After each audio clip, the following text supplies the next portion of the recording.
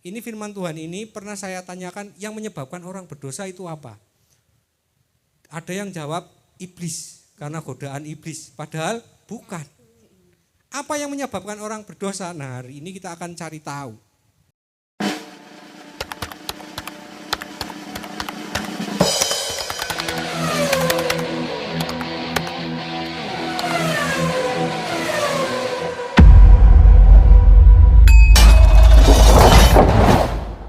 Firman Tuhan hari ini temanya adalah kehendak bebas, free will.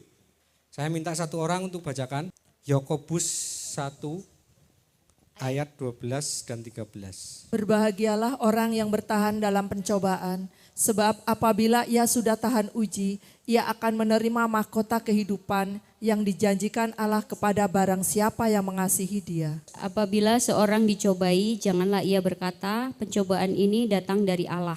Sebab Allah tidak dapat dicobai oleh yang jahat, dan ia sendiri tidak mencobai siapapun. Firman Tuhan tadi mengatakan bahwa berbahagialah orang yang bertahan dalam pencobaan.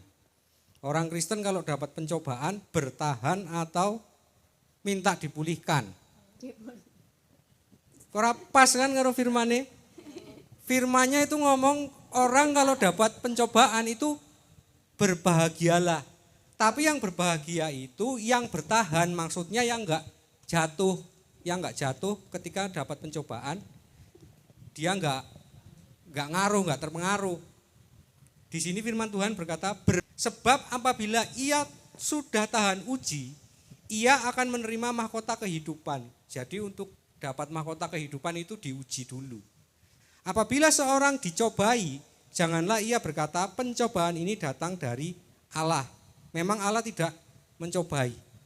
Jadi Tuhan izinkan yang jahat itu mencobai kita. Memang Allah tidak mencobai. Jadi Tuhan izinkan yang jahat itu mencobai kita. Tetapi sebenarnya ini firman Tuhan ini pernah saya tanyakan, yang menyebabkan orang berdosa itu apa? Ada yang jawab iblis, karena godaan iblis. Padahal bukan. Apa yang menyebabkan orang berdosa? Nah, hari ini kita akan cari tahu. Terus manusia jatuh karena apa? Berdosa karena apa? Ayat 14 baca. Tetapi tiap-tiap orang dicobai oleh keinginannya sendiri, karena ia diseret dan dipikat olehnya. Nah, tetapi tiap-tiap orang dicobai oleh keinginannya sendiri. Jadi kalau Bapak Ibu dosa, gak usah nyalahkan orang lain, gak usah nyalahkan iblis. Salahkan saja lah keinginanmu sendiri. Kan manusia itu diciptakan, itu diberi yang namanya kehendak bebas atau keinginannya sendiri untuk memilih mana yang baik menurut dirinya. Nah, sekarang kita akan telusuri, kok bisa sih manusia diciptakan diberi kehendak bebas? Berarti enggak ada manusia yang diberikan takdir pasti nanti masuk neraka, ini takdir masuk surga, enggak ada. Dalam Kristen enggak ada takdir. Jadi kita masuk surga atau masuk neraka itu keputusan kita sendiri. Kita cek sekarang dari manusia pertama diciptakan, Kejadian 1 ayat 26. Berfirmanlah Allah, baiklah kita menjadikan manusia menurut gambar dan rupa kita, supaya mereka berkuasa atas ikan-ikan di laut dan burung-burung di udara, dan atas ternak, dan atas seluruh bumi, dan atas segala binatang melata yang merayap di bumi. Ya, berfirmanlah Allah, ini Allah berfirman. Baiklah kita menjadikan manusia, kita ini adalah firman dan roh. Karena Allah itu Esa, maka dia menciptakan manusia melalui firman dan roh. Karena Esa, jadi firman dan roh ini di sini ngobrol. Baiklah kita menjadikan manusia menurut gambar dan rupa kita. Nah, supaya mereka berkuasa atas ikan di laut dan burung di udara dan atas ternak dan atas seluruh bumi dan atas segala binatang yang merayap di bumi. Jadi manusia diciptakan tujuannya, niatnya Allah adalah supaya berkuasa di bumi, menjadi tuan di bumi. Nah, tapi untuk berkuasa namanya penguasa. Ini sama saja seperti ini. Manusia diciptakan di bumi, semua makhluk itu harus nurut dengan manusia. Termasuk ada malaikat jatuh, yaitu roh jahat dan iblis. Jadi manusia enggak boleh nuruti perkataan roh jahat, nuruti bisikan roh jahat, tetapi justru sebaliknya harusnya. Nah, Tapi karena manusia diberi kehendak bebas, tadi kan disuruh berkuasa di bumi. Tapi kan Allah tetap yang namanya manusia itu ciptaannya Allah. Allah tahu ketika manusia langsung ditempatkan di bumi, itu dia kalau disuruh berkuasa pasti langsung jatuh. Maka untuk supaya manusia dapat berkuasa, dia dilatih. Baca Kejadian 2 ayat 15 sampai 17. Tuhan Allah mengambil manusia itu dan menempatkannya dalam Taman Eden untuk mengusahakan dan memelihara taman itu. Lalu Tuhan Allah memberi perintah ini kepada manusia, semua pohon dalam taman ini boleh kau makan buahnya dengan bebas. Ya, Tuhan Allah mengambil, jadi manusia diciptakan, Tuhan juga membuat taman. Tinggal di Taman Eden itu adalah perjanjian. Perjanjiannya apa? Lalu Tuhan Allah memberi perintah kepada manusia, semua pohon dalam taman ini boleh kau makan buahnya, tetapi pohon pengetahuan tentang yang baik dan yang jahat janganlah kau makan buahnya, sebab pada hari engkau memakannya pastilah engkau mati. Jadi ada perjanjian. Nah, kalau perjanjian berarti kan kalau salah satunya melanggar berarti hilang, perjanjiannya batal. Nah, manusia diberikan taman Eden itu bukan untuk makan buah gratis cuma-cuma enggak usaha. Karena di situ perintahnya adalah Tuhan Allah mengambil manusia itu dan menempatkannya dalam Taman Eden untuk mengusahakan dan memelihara taman. Berarti kan kerja. Nah, ini maksud Allah adalah biar manusia itu belajar mengusahakan dan memelihara taman di Eden. Ibaratnya seperti ini. Bapak Ibu bekerja, terus punya harta banyak, terus punya warisan pekerjaan, terus niatnya kalau punya anak, pasti anaknya diwarisi pekerjaannya. Karena pekerjaan itu waris. Nanti kita lihat, kita cek, apa benar.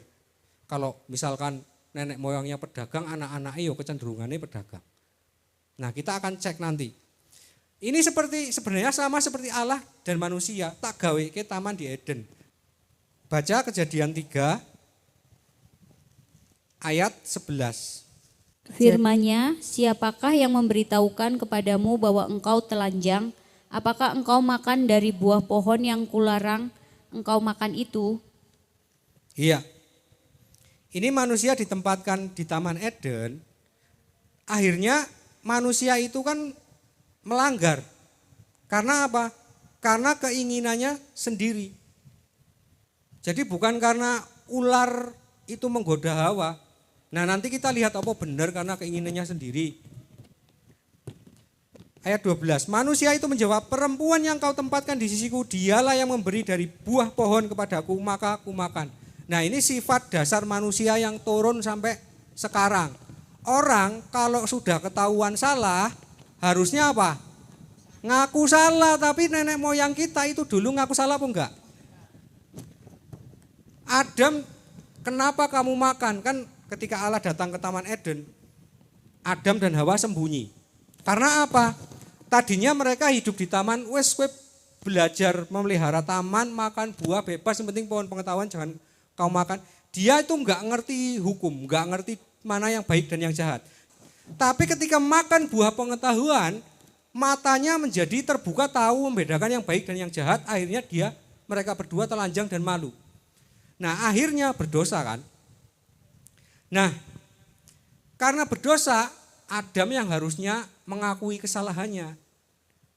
Dia, perempuan yang kau sempatkan di sampingku, dialah yang memberikan buah itu lalu kumakan. Terus Hawa ditanya, ular nyalain iblis. Lah iblis nyalain siapa? Nah, jadi manusia kan seperti itu. Kalau sudah coranut wis ketembak salah, wis ngelempar. Akhirnya apa? Isu keteki wong salah ora gelem ngaku salah. Terus akhirnya dampaknya Kejadian 3 ayat 17. Kejadian 3 ayat 17, lalu firman-Nya kepada manusia itu, karena engkau mendengarkan perkataan istrimu dan memakan dari buah pohon yang telah kuperintahkan kepadamu jangan makan daripadanya, maka terkutuklah tanah karena engkau dan bersusah payah engkau akan mencari rezekimu dari tanah seumur hidupmu. Iya. Akhirnya dampaknya adalah susah payah semak duri yang harus dia usahakan untuk makan. Tadinya enggak, karena apa? Warisan dari Tuhan Allah wes tak sediake taman. Tinggal apa? Tinggal ngerawat. Gampang kan? Tapi manusia enggak, turun-temurun sampai sekarang. Angel wes tak sediake, wes gari kepenak tinggal neruske. Karena apa? Karena berkat yang turun, keturunan, misalkan orang tuanya pedagang, anaknya jadi pedagang, itu jauh lebih gampang daripada anaknya pedagang, orang tuanya pedagang, anaknya lain, misalkan PNS lah. Angel, bisa nggak? Bisa tapi sulit, nanti saya kasih contohnya. Tapi nek turun, ibaratnya pohonnya mangga, buahnya mangga, tumbuh lagi mangga, enak. Tapi ini melanggar kasusnya. Harusnya jadi tukang taman. Tapi karena melanggar, susah payah saiki modal dewe, semak duri. Jadi itu sama kalau orang keluar melenceng, itu sama saja dia itu sebenarnya sedang mengusahakan semak duri untuk jadi taman. Padahal harusnya dia sudah punya taman, tinggal nyiram nunggu buah, gampang kan? Nah, tapi tetap saja yang namanya Allah menciptakan manusia. Manusianya salah, yo Allah tetap kasih. Sama seperti orang tua, anaknya salah yo tetap tak belok. Apa tandanya? Ayat 21 baca. Ayat 21, dan Tuhan Allah membuat pakaian dari kulit binatang untuk manusia dan untuk istrinya itu, lalu mengenakannya kepada mereka. Iya, dan Tuhan Allah membuat pakaian dari kulit binatang untuk manusia dan untuk istrinya itu, lalu mengenakan kepada mereka binatang ternak. Jadi domba ini lambangnya nanti yang akan menebus dosa, yaitu Yesus. Sekarang kita lihat turunane Adam dan Hawa. Kita baca Kejadian 4 ayat 6. Firman Tuhan kepada Kain, mengapa hatimu panas dan mukamu muram? Ayat 7. Apakah mukamu tidak akan berseri jika engkau berbuat baik? Tetapi jika engkau tidak berbuat baik, dosa sudah mengintip di depan pintu. Ia sangat menggoda engkau, tetapi engkau harus berkuasa atasnya. Iya, firman Tuhan kepada Kain. Kain kan jadi petani. Kalau Habel enggak jadi petani. Jadi Adam ini ngerti, berkatku sing dari Allah sing tukang taman. Itu wis ditutup. Jadi enangnya apa? Terkutuklah tanah karena engkau dengan susah payah engkau akan mencari rezekimu seumur hidup. Maka kasih karunia Allah, dia ngerti. Allah ini memberi aku pakaian dari kulit binatang. Maka nek aku ingin dapat kemudahan, anakku itu harusnya jadi tukang gembala domba. Akhirnya yang mewarisi Habel, tapi Kain enggak. Kain mewarisi yang terkutuk. Tapi berkatnya dapat enggak? Tetap dapat. Tapi ada yang tidak dapat. Yang tidak dapat apa? Damai sejahtera. Jadi melihat Habel dipuji, Kain ini iri. Firman Tuhan kepada Kain, mengapa hatimu panas dan mukamu muram? Apakah mukamu tidak akan berseri jika engkau berbuat baik? Tetapi jika engkau tidak berbuat baik, dosa sudah mengintip di depan pintu. Iblis wis ngintip. Jadi yang mendatangkan iblis itu sebenarnya adalah apa? Pola pikir. Pola pikirmu negatif, maka sing teko roh negatif. Jadi jangan nyalahkan iblis. Jangan nyalahkan roh jahat sepenuhnya. Karena apa? Karena semua itu muncul dari diri sendiri, pikiran. Nah, ini Tuhan sudah memperingatkan, tetapi jika engkau tidak berbuat baik, dosa sudah mengintip di depan pintu, ia sangat menggoda engkau, tetapi engkau harus berkuasa. Nah, ini tanda bahwa orang tidak jatuh ke dalam pencobaan, harusnya dia harus berkuasa ketika datang si jahat. Karena pikirannya manusia yo kadang-kadang negatif kan. Kalau negatif yang datang, ya orang negatif, orang mungkin malaikat. Nah sekarang saya akan buktikan bahwa berkat itu diturunkan dari nenek moyang ke keturunannya. Kita baca Kejadian 4 ayat 20. Kejadian 4 ayat 20. Ada itu melahirkan yang baik, Yabal, dialah yang menjadi bapa orang yang diam dalam kemah dan memelihara ternak. Ayat 21. Nama adiknya ialah Yubal, dialah yang menjadi bapa semua orang yang memainkan kecapi dan suling. Iya, ada melahirkan Yabal, dialah yang menjadi bapa orang yang diam dalam kemah dan memelihara ternak. Jadi kalau turunannya peternak ya jadi tukang ternak kabeh. Nama adiknya ialah Yubal, dialah yang menjadi bapa semua orang yang memainkan kecapi dan suling. Kok bisa begitu? Karena berarti di sini itu berkat itu yang diturunkan, warisan itu yang diturunkan itu enggak cuma hartanya, tapi apa? Kepandaiannya, bakatnya. Lah, yo kan itu karena dilatih, dididik oleh orang tuanya. Enggak juga. Percaya enggak? 1 Raja-Raja 7 ayat 13. 1 Raja-Raja 7 ayat 13. Kemudian Raja Salomo menyuruh orang menjemput Hiram dari Tirus. Iya, ini Raja Salomo mau bangun bait suci. Dia cari tukang tembaga yang ahli. Kemudian Raja Salomo menyuruh orang menjemput Hiram dari Tirus. Jadi nyari orang namanya Hiram. Siapa Hiram? Ayat 14. Dia adalah anak seorang janda dari suku Naftali, sedang ayahnya orang Tirus, tukang tembaga. Ia penuh dengan keahlian, pengertian dan pengetahuan untuk melakukan segala pekerjaan tembaga. Ia datang kepada Raja Salomo lalu melakukan segala pekerjaan itu bagi raja. Iya. Dia adalah anak seorang janda. Berarti kan bapaknya nggak tahu di mana. Nah, tapi di sini dari suku Naftali sedang ayahnya orang Tirus, tukang tembaga. Padahal dia anaknya janda. Ayahnya Bu Nandi tapi ayahnya itu tukang tembaga.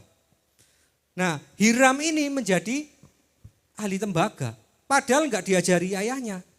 Berarti kan ada yang temurun. Kalau bahasa Jawanya waris. Nah, ia penuh dengan keahlian, pengertian dan pengetahuan untuk melakukan segala pekerjaan tembaga.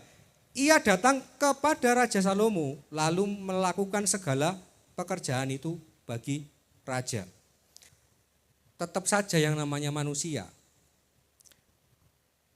Wes disiapke sing apik, asal taat itu sebenarnya mudah, gampang, jalanmu enak, enggak terlalu sulit. Tapi tetap saja orang itu tetap milih apa?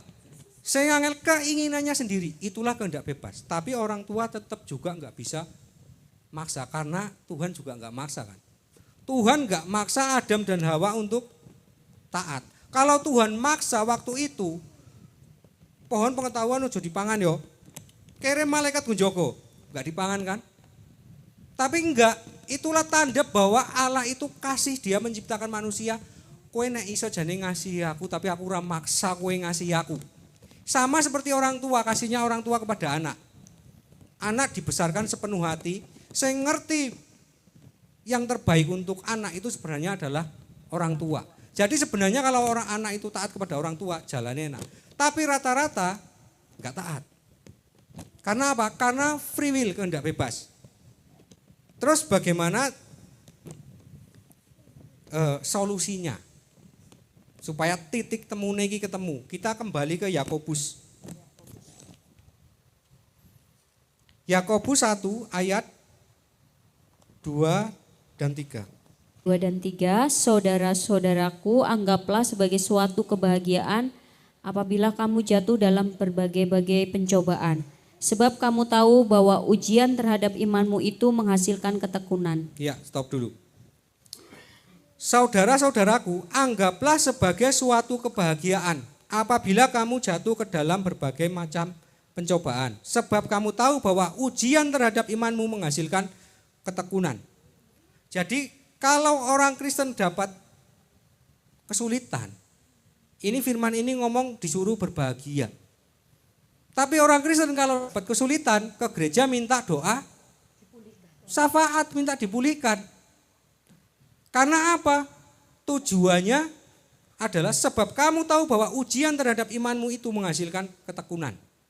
Jadi yang Allah harapkan, misi Allah menciptakan manusia adalah supaya manusia itu punya kuasa. Kuasa ini maksudnya dia mampu mengatasi sesuatu. Dia dapat semak duri, ya semak duri sudah di taman. Jadi manusia itu didesain untuk mengalahkan yang sulit. Tinggal manusianya itu, mentalnya itu, pola pikirnya itu pola pikir petarung atau pola pikir lemah, cemen. Nek wong enggak, pola pikirnya itu bukan petarung, maka dia dapat sesuatu yang sulit dikit, itu ibarat kalau dulu ada kuis apa wants to be millionaire. Bene pertanyaan nomor loro wis bantuan pertama dikeluarkan pun a friend. Pertanyaan kedua langsung 50-50. Pertanyaan ketiga asti audien. Karena apa? Males mikir.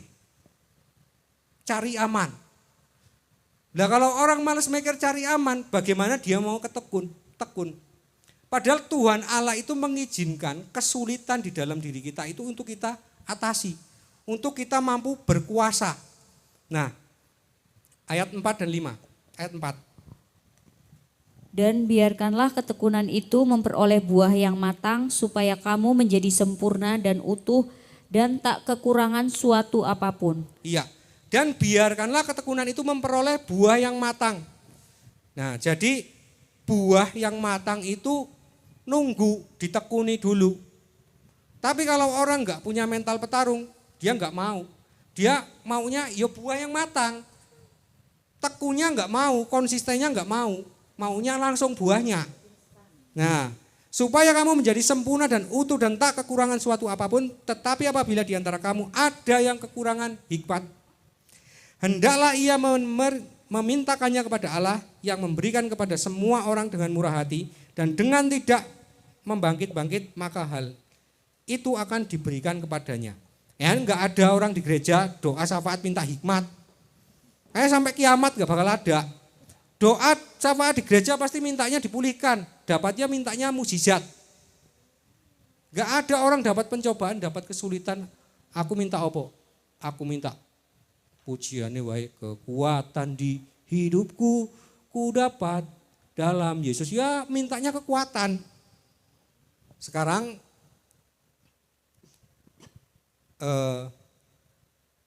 faktanya yang rata-rata terjadi itu orang atau anak itu keluar dari jalur pohonnya. Pohonnya atasnya mangga, yang ini mau mencoba berbuah duku. Kira-kira iso apa ora yo? Iso tapi disetek. Kita contohnya siapa? Coba baca Kejadian 50 ayat 20. Memang kamu telah mereka-rekakan yang jahat terhadap aku, tetapi Allah telah mereka-rekakannya untuk kebaikan dengan maksud melakukan seperti yang terjadi sekarang ini, yakni memelihara hidup suatu bangsa yang besar. Yang sering dengar Alkitab audio ini siapa? Mereka-rekakan yang jahat, tapi dibalik neng Tuhan tak reka-rekakan yang baik. Siapa nabinya? Iya, jadi nabinya adalah Yusuf. Yusuf bapaknya kerjanya apa? Bapaknya 14 tahun golek hikmat, ngamati gawe kambing bintik-bintik belang-belang. Yo kan? Yakub cari hikmat 14 tahun. Ditipu oleh Laban, tapi rapopo. Tuhan mengizinkan Yakub ditipu 14 tahun. Tapi tujuannya adalah untuk kebaikan, dia dapat hikmat. Anaknya ada satu enggak mewarisi. Tuhan izinkan, tapi Tuhan punya tujuan yang besar. Dia akan dijadikan bendahara kerajaan. Sopo? Yusuf. Tapi untuk prosesnya ke situ angel. Karena apa? Dhuwur-dhuwurane ora eneng sing dadi pegawai kerajaan. Maka Tuhan harus pakai cara, karena Tuhan itu enggak, kalau dia ngatur hidup orang itu enggak sembarangan saja tak comot pindah ini jadi raja, enggak. Tetap dia pakai jalurnya dari bawah, pertarungannya itu tetap sportif. Jadi walaupun jalannya sulit ya tetap. Jadi Yusuf itu harus mengalami oleh saudara-saudaranya dicemplungin sumur, dijual, dibawa, dibeli oleh pegawai istana Firaun Potifar. Tapi di situ dia belajar ngelola. Belajar ngelola di situ, akhirnya dia masih dijatuhkan lagi, dimasukkan penjara. Nah, akhirnya dari situ dia punya hikmat. Hikmat untuk mengelola. Nah, akhirnya oleh Firaun dia diangkat sebagai kuasa, artinya tangan kanannya Firaun. Tapi jalannya sulit. Nah, ini kalau anaknya bapak ibu pengen keluar dari jalurnya bapak ibu, nek kowe sanggup kaya Yusuf silahkan. Iki kehendak bebas, kehendak bebas. Tapi jalannya ruwet. Harus orang yang benar-benar taat kaya Yusuf. Yusuf iki kan dari antara anaknya yang 12, iki yang paling manut karo bapake. Karena kalau enggak taat, dia akan semak durine iki kon dadi taman berat. Karena apa? Wis ngono anake enggak taat mengusahakan semak duri supaya jadi taman. Karena apa? Disediakan Taman Eden ora gelem. Tapi kehendak bebas silakan. Nah, ini Yusuf ini gambaran orang yang keluar dari kesukaran besar, tetapi apa yang diberikan oleh Tuhan? Kekuatan. Jadi dapat pencobaan bertubi-tubi, tetapi Yusuf ini tetap kuat. Kalau misalkan orang termasuk tipe yang kena dapat pencobaan sedikit cocok, udan seminggu ra udan wae doa syafaat minta hujan. Wis mending aja nganggo tipene Yusuf, cari aman, nurut jalure wong tua ngomong apa aku manut. Enak. Tapi kalau mau jalurnya sendiri, nek Yusuf ini kan memang dia dapat mimpi. Jadi dia keluar jalur pun itu memang Tuhan Allah itu memang yang menghendaki. Beda dengan aku keluar jalur tapi kehendakku sendiri. Susah. Nah, kalau keluar jalur yang sering itu akan seperti, coba baca Kejadian 13. Kejadian 13 ayat 10.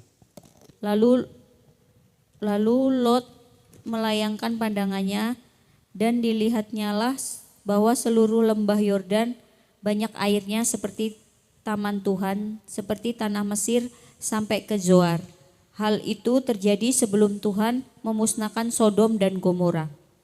Ya, ini kan kisahnya Lot anaknya Abraham, anak angkat. Lot disuruh milih, kamu mau ke Sodom dan Gomora apa ke Kanaan?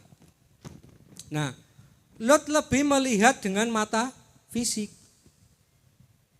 Sebab itu Lot memilih baginya seluruh lembah Yordan itu, lalu ia berangkat ke sebelah timur dan mereka berpisah. Jadi karena di Sodom dan Gomora itu kaya Taman Eden makmur, maka ya aku milih sing kuno. Tapi dia enggak, harusnya gimana kalau menurut Bapak Ibu? Lot harusnya kalau disuruh milih, kalau Bapak Ibu misalkan Lot lah, wes saiki nang Sodom dan Gomora apa nang Kanaan?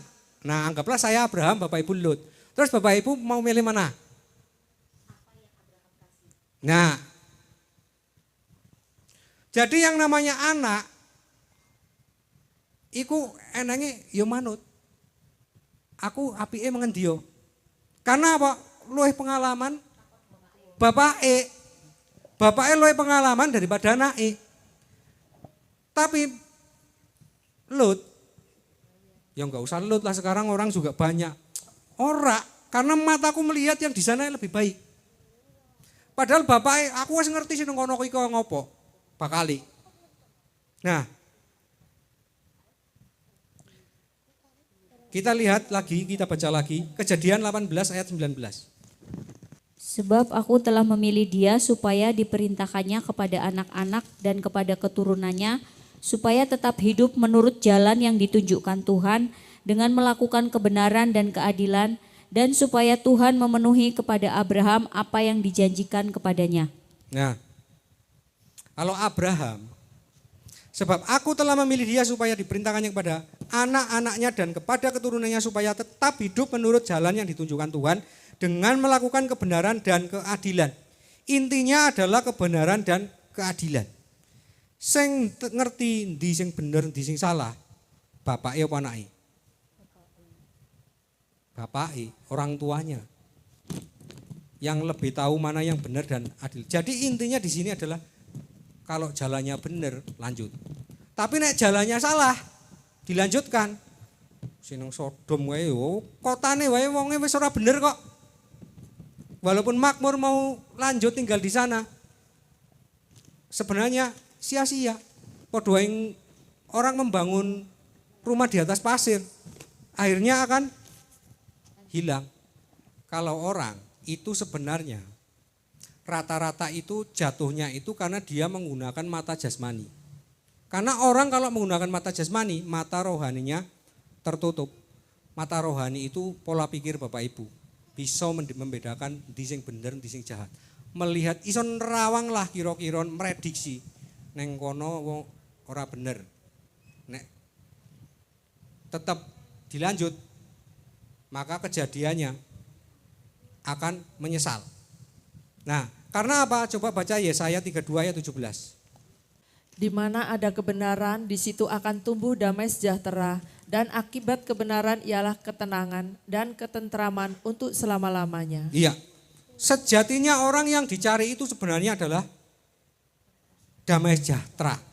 Tapi damai sejahtera itu nggak bisa kalau nggak ada kebenaran. Di mana ada kebenaran, di situ akan tumbuh damai sejahtera. Lah apa Lot damai sejahtera di kota Sodom? Enggak damai sejahtera. Walaupun mungkin hartanya banyak di kota Sodom, ia makmur tinggal di kota. Tapi enggak ada kedamaian. Akhirnya ya ora iso dinikmati juga. Nah, dan akibat kebenaran ialah ketenangan dan ketentraman untuk selama-lamanya. Abraham walaupun mungkin dapatnya enggak kota, enggak yang lembah hijau, subur. Tapi Abraham menyelesaikan kesulitan. Hidup menurut jalan yang ditunjukkan. Wis manut wae. Akhirnya Abraham punya apa? Hikmat. Karena tujuannya Allah adalah membuat manusia itu punya kuasa, punya hikmat. Hikmat untuk mengelola. Tinggal yang dikelola apa. Nah, terus ya rata-rata orang kan wis mesti banyaknya salah. Terus nek wis kadung salah kepiwe, men iso ditolong. Pasti manusia itu butuh pertolongan Tuhan. Kita buka sekarang Amsal 19. Amsal 19 ayat 17 dan 18. Siapa menaruh belas kasihan kepada orang yang lemah, memiutangi Tuhan yang akan membalas perbuatannya itu. Iya, ini nasihati Pak Salomo. Siapa menaruh belas kasihan kepada orang yang lemah, memiutangi Tuhan. Berarti ini gambarannya seolah-olah Tuhan itu punya utang. Yang akan membalas perbuatannya itu. Tapi anehnya ayat ini, itu gandengannya enggak masuk akal. Baca ayat bawahnya. Hajarlah anakmu selama ada harapan, tetapi jangan engkau menginginkan kematiannya. Ayat pertama kon punya belas kasihan. Ayat berikutnya hajarlah anakmu. Karena orang kalau dengar kata belas kasihan mikirnya ngasih-ngasih. Kalau ngajar anak belas kasihan bukan? Belas kasihan anaknya nyegur jurang kok enggak diajar. Yang penting jangan menghendaki kematiannya. Nah, tapi hati-hati. Namanya kita investasi, harus miutangi Tuhan itu. Ojo salah investasi. Karena nek salah investasi jadinya apa? Ora eneng faedahe. Kita sekarang lihat contoh kasusnya. Kita lihat orang kalau membuat piutang dengan Tuhan, kita belas kasihan kepada orang, kita negur saudara kita, itu juga termasuk belas kasihan. Sekarang kita lihat contoh nabinya, buka Ayub 36. Ayub 36 ayat 21. Jagalah dirimu, janganlah berpaling kepada kejahatan, karena itulah sebabnya engkau dicobai oleh sengsara. Iya, Ayub ini dia diizinkan Tuhan dicobai oleh si jahat. Terus ada temannya Elifas, Bildad. Terus yang terakhir temannya ini Elihu. Nah ini perkataan Elihu. Nah dia ngomong judulnya firman Tuhan itu apa? Tujuan sengsara ialah pertobatan. Tujuan sengsara ialah pertobatan. Elihu mau berbuat belas kasihan kepada Ayub. Itu berbeda dengan temannya yang lain. Berbeda dengan Elifas, Bildad. Nah Elifas, Bildad wis nyerocos wae dari awal. Elihu itu meneng. Elihu itu dengar dulu. Dengeri ngasih Ayub rampung ngomong. Terus akhirnya ketika selesai semua itu sudah, Ayub juga sudah selesai ngomong, Elihu ngomong terakhir. Jadi Elihu itu lihat situasi, dia pakai cara yang tepat. Kita mau buat belas kasihan dengan orang itu juga lihat waktu yang tepat. Karena adalah waktu Tuhan itu adalah yang terbaik. Kita nolong orang, niatnya benar, nolongnya benar, waktunya rapas, jadinya itu enggak ada faedahnya. Rugi sendiri. Nah ini Elihu pas banget tepat. Siapa menaruh belas kasihan kepada orang yang lemah, memiutangi Tuhan. Jagalah dirimu, janganlah berpaling kepada kejahatan, karena itulah sebabnya engkau dicobai oleh sengsara. Jadi Elihu itu ngomongnya Ayub. Jadi tujuan sengsaramu itu adalah pertobatan. Nah yang menyebabkan dia dicobai oleh si jahat. Jadi si jahat ini rampung-rampung cara ngerjake, Bapak Ibu ngerjake soal ini gak lulus-lulus. Karena apa sebenarnya gak lulus, yang menyebabkan gak lulus-lulus apa?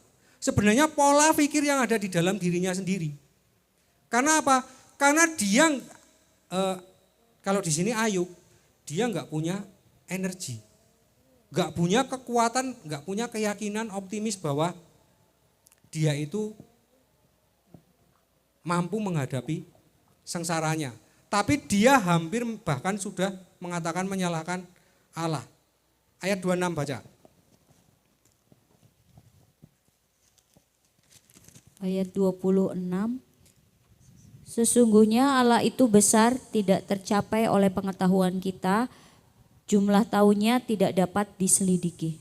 Nah ini Ayub dicobai, dia sampai bingung dan sok tahu dengan Allah. Terus Elihu ngomong, sesungguhnya Allah itu besar, tidak tercapai oleh pengetahuan kita, jumlah tahunnya tidak dapat diselidiki. Jadi ini Elihu itu menasehati Ayub, weslah merendahkan diri di hadapan Tuhan. Jadi sebenarnya